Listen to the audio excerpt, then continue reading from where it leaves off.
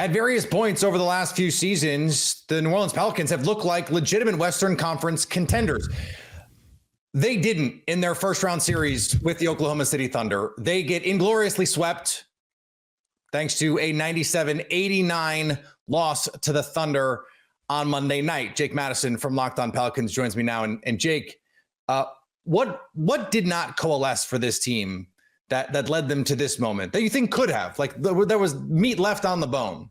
Yeah, there's two areas. Let's start with this. Zion Williamson didn't play a game in this series. You know, he had a 40-point game against the Lakers in that play-in tournament game. Looked like they could have won if he had stayed out there. You know, his first postseason experience, and he delivered everything you wanted from him. He led an 18-point comeback in that game. They had taken the lead, and then he left with a hamstring injury. And look, when your best player doesn't play, you're not going to be as good. It's really as simple as that. I know we want to give you like profound analysis here, but sometimes it's really just that one, right?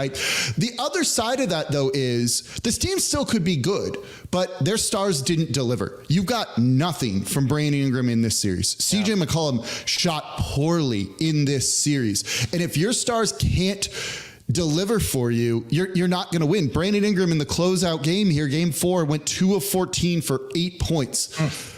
You know, he had an awful series. CJ McCollum shot below 30% from 3 in this series. That can't happen when your two stars are not even close to your leading scorers in this game.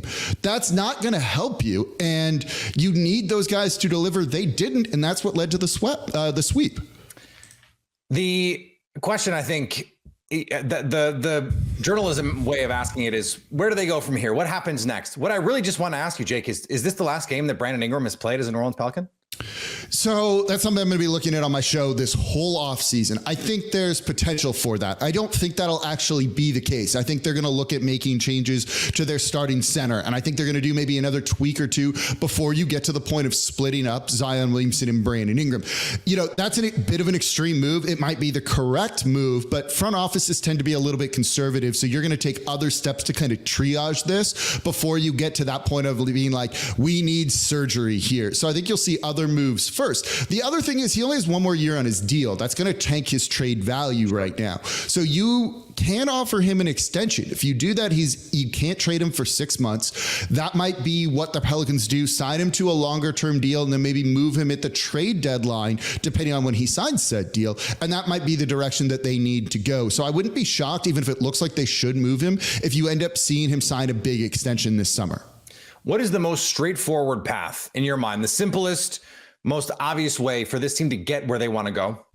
It's built around Zion Williamson. You saw it. He played more games than he ever has in his career. And when he did, he was electric. This was a guy who was leading the team. It took them a little bit before they reverted to point Zion, which we've heard a lot about. But once you did, and if you can build a team of shooters and defenders around him, Brandon Ingram can be one of those guys, by the way. I think that's the way to go. They need to change the starting center. They need to retool some of the supporting cast, and they need to be really committed to building around Zion. And they've been hesitant to do that in the past because of his lack of availability in the injury history, along with maybe him just not being the most committed professional. But I think he answered a lot of those questions this season. That hamstring injury came up at just an awful time, but he didn't miss back-to-back games this season until that. That says something there. And look, if you're just trying to win, if you're trying to contend, it's going to be around Zion or bust. Stay up to date all year on the New Orleans Pelicans by subscribing to Locked On Sports today and Locked On Pelicans on your favorite podcast app and on YouTube.